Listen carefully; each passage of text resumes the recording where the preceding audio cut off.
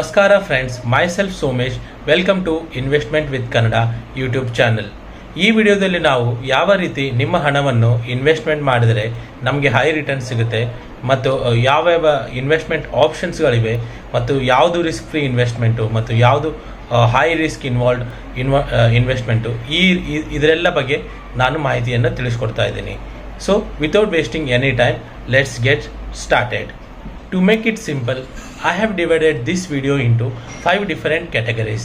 So ನಾವು ಪ್ರತಿಯೊಂದು category ಬಗ್ಗೆ ಡೀಪ್ ಆಗಿ ತಿಳಿದುಕೊಳ್ಳೋಣ ಮತ್ತು ಅದರ ಬಗ್ಗೆ ನನ್ನ ಒಪಿನಿಯನ್ನ ಶೇರ್ ಮಾಡ್ತಾ ಹೋಗ್ತೇನೆ. So our first category, start investing as early as possible. ಹೌದು, ನೀವು ನಿಮ್ಮ ಇನ್ವೆಸ್ಟಿಂಗ್ ಜರ್ನಿಯನ್ನು ಎಷ್ಟು ಬೇಗ ಸ್ಟಾರ್ಟ್ ಮಾಡ್ತೀರಾ ಅಷ್ಟು ಜಾಸ್ತಿ ರಿಟರ್ನ್ಸ್ ನಿಮಗೆ ಸಿಗುತ್ತೆ. ಯಾಕಪ್ಪ ಅಂತಂದರೆ all thanks to compounding earnings, which means investment returns starts earning their own returns. ಅಂದರೆ ನೀವು ಇನ್ವೆಸ್ಟ್ಮೆಂಟ್ ಮಾಡಿದ ಹಣದಿಂದ ಮತ್ತೆ ರಿಟರ್ನ್ಸ್ ಸಿಗುತ್ತೆ. ಅಂದರೆ ಒಂದು ರೀತಿ ಬಡ್ಡಿಗೆ ಚಕ್ರಬಡ್ಡಿ ಸಿಕ್ಕಿದ ಹಾಗೆ. ಎಷ್ಟೋ ಜನಕ್ಕೆ ಅನಿಸುತ್ತಾ ನನ್ನ ಹತ್ರ ತುಂಬ ಕಡಿಮೆ ಹಣ ಇದೆ, ನಾನು ಕೂಡ ಇನ್ವೆಸ್ಟ್ಮೆಂಟ್ ಮಾಡ್ಬೋದಾ? ಹೌದು, ಅದರಲ್ಲಿ ಸಂದೇಹನೇ ಇಲ್ಲ, ನೀವು ಕೂಡ ಇನ್ವೆಸ್ಟ್ಮೆಂಟ್ ಮಾಡ್ಬೋದು. There are plenty of investment available with smaller amounts like mutual funds and exchange traded funds.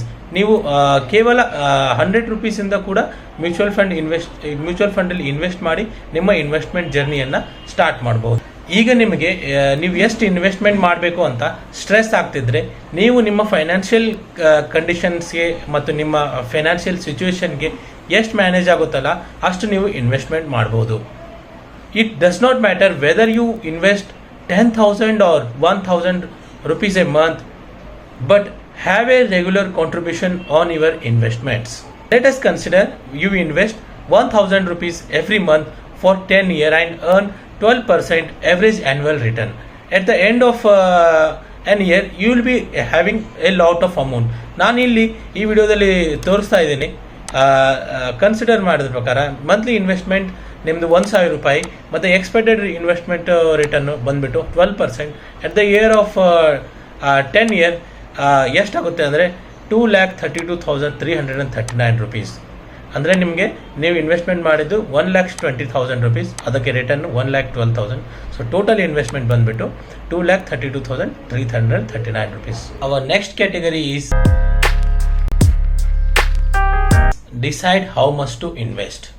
ನೀವು ಎಷ್ಟು ಇನ್ವೆಸ್ಟ್ಮೆಂಟ್ ಮಾಡಬೇಕು ಅನ್ನೋದು ನಿಮ್ಮ ಫೈನಾನ್ಷಿಯಲ್ ಸಿಚುವೇಶನ್ ಮತ್ತು ನಿಮ್ಮ ಇನ್ವೆಸ್ಟ್ಮೆಂಟ್ ಗೋಲ್ ಮತ್ತು ಇನ್ವೆಸ್ಟ್ಮೆಂಟ್ ಮಾಡಿದ ಅಮೌಂಟ್ ಅಂದರೆ ಇನ್ವೆಸ್ಟೆಡ್ ಅಮೌಂಟ್ ನಿಮಗೆ ಯಾವಾಗ ಬೇಕು ಅದರ ಮೇಲೆ ಡಿಪೆಂಡ್ ಆಗಿರುತ್ತೆ.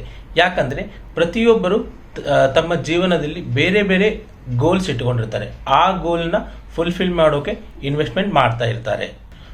For example, if you are planning to travel somewhere or buying a home or if you are planning for higher education, ಅದರ ತಕ್ಕ ಹಾಗೆ ನಿಮಗೆ ನಿಮ್ಮ ಇನ್ವೆಸ್ಟ್ಮೆಂಟ್ ಅಮೌಂಟನ್ನು ವೀಕ್ಲಿ ಆರ್ ಮಂತ್ಲಿ ಪ್ಲ್ಯಾನ್ ಮಾಡಬೇಕಾಗುತ್ತೆ.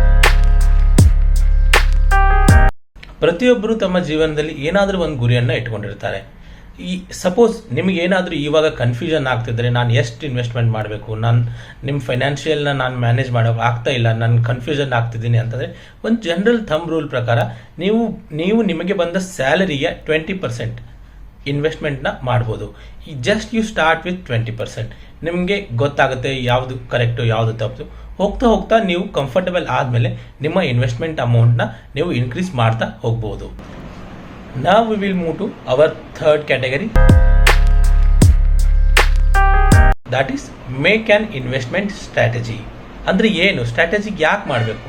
ಇನ್ವೆಸ್ಟ್ಮೆಂಟ್ ಸ್ಟ್ರಾಟಜಿ ಅಂದರೆ ನೀವು ನಿಮ್ಮ ಫೈನಾನ್ಷಿಯಲ್ ಗೋಲ್ಸ್ ಮತ್ತು ನೀವು ಇನ್ವೆಸ್ಟ್ಮೆಂಟ್ ಮಾಡಿದ ಅಮೌಂಟ್ ನಿಮಗೆ ಯಾವಾಗ ಬೇಕು ಅದರ ಮೇಲೆ ನೀವು ನಿಮ್ಮದ ಇನ್ವೆಸ್ಟ್ಮೆಂಟ್ ಪ್ಲ್ಯಾನಿಂಗನ್ನು ಸ್ಟಾರ್ಟ್ ಮಾಡಬೇಕಾಗತ್ತೆ.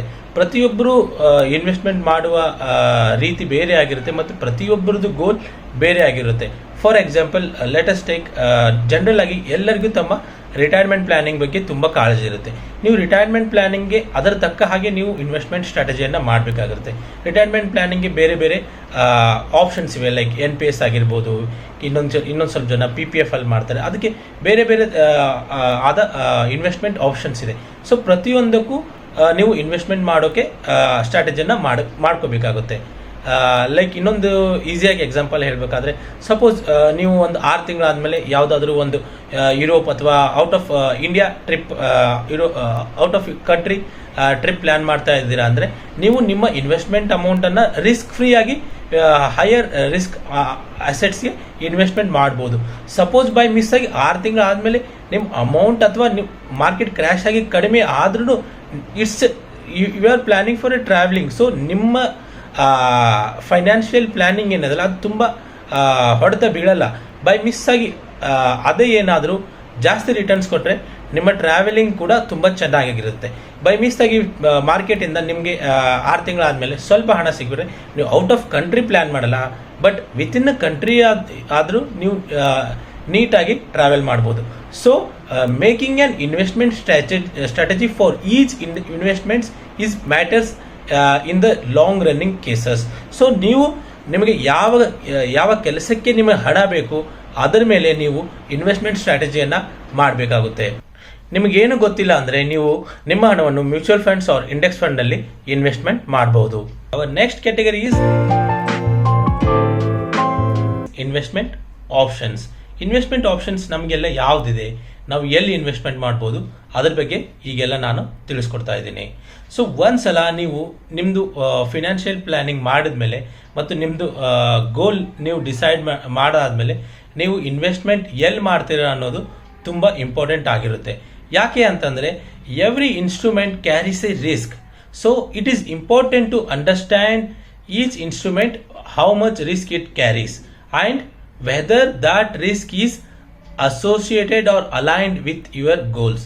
ಸೊ ಈ ಸೆಂಟೆನ್ಸ್ನ ಮೀನಿಂಗ್ ಏನಂತಂದರೆ ನೀವು ಇನ್ವೆಸ್ಟ್ಮೆಂಟ್ ಮಾಡುವ ಗೋಲ್ಗೆ ಮತ್ತು ನೀವು ಇನ್ವೆಸ್ಟ್ಮೆಂಟ್ ಮಾಡುವ ಆಪ್ಷನ್ಸ್ಗೆ ಎರಡು ಅಲೈನ್ ಆಗಿರಬೇಕು. ಏನಪ್ಪ ಅಂತಂದರೆ ಸಪೋಸ್ ನೀವೇನಾದರೂ ರಿಟೈರ್ಮೆಂಟ್ ಪ್ಲ್ಯಾನಿಂಗ್ಗೋಸ್ಕರ ನೀವು ಇನ್ವೆಸ್ಟ್ಮೆಂಟ್ ಮಾಡ್ತೀನಿ ಅಂತ ತಿಳ್ಕೊಳ್ಳಿ.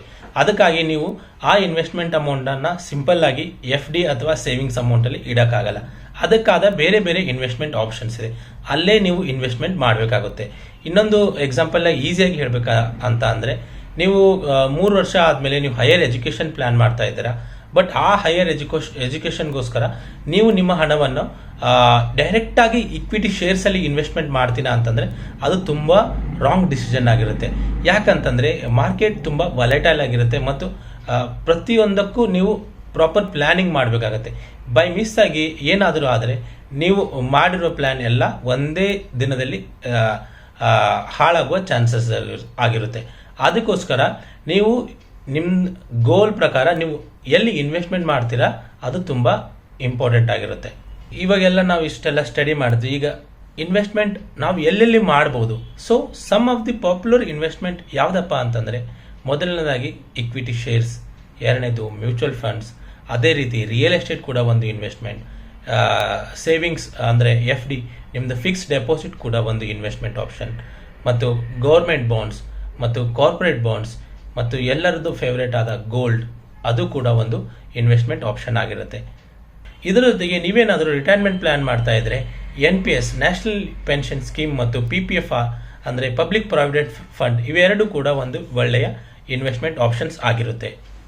ಸೊ ನಾನು ಈ ವಿಡಿಯೋ ಮಾಡೋ ಉದ್ದೇಶ ಏನಾಗಿತ್ತು ಅಂತಂದರೆ ಪ್ರತಿಯೊಬ್ಬರು ತಮ್ಮ ಇನ್ವೆಸ್ಟ್ಮೆಂಟ್ ಜರ್ನಿನ ಎಷ್ಟು ಬೇಗ ಆಗುತ್ತಲ್ಲ ಅಷ್ಟು ಬೇಗ ಸ್ಟಾರ್ಟ್ ಮಾಡಿ ಮತ್ತು ನಿಮ್ಮ ಜರ್ನಿನ ಮತ್ತೊಬ್ಬರ ಜೊತೆ ಶೇರ್ ಮಾಡಿ. ಈ ವಿಡಿಯೋಯಿಂದ ನಿಮಗೇನಾದರೂ ಸ್ವಲ್ಪ ಇನ್ಫಾರ್ಮೇಷನ್ ಸಿಕ್ಕಿದರೆ ನನ್ನ ಚಾನಲ್ಗೆ ಸಬ್ಸ್ಕ್ರೈಬ್ ಮಾಡಿ ಮತ್ತು ಇಷ್ಟವಾದರೆ ಲೈಕ್ ಮಾಡಿ. ನಿಮಗೇನಾದರೂ ಡೌಟ್ಸ್ ಇದ್ದರೆ ಕೆಳಗಡೆ ಕಮೆಂಟ್ ಮಾಡಿ.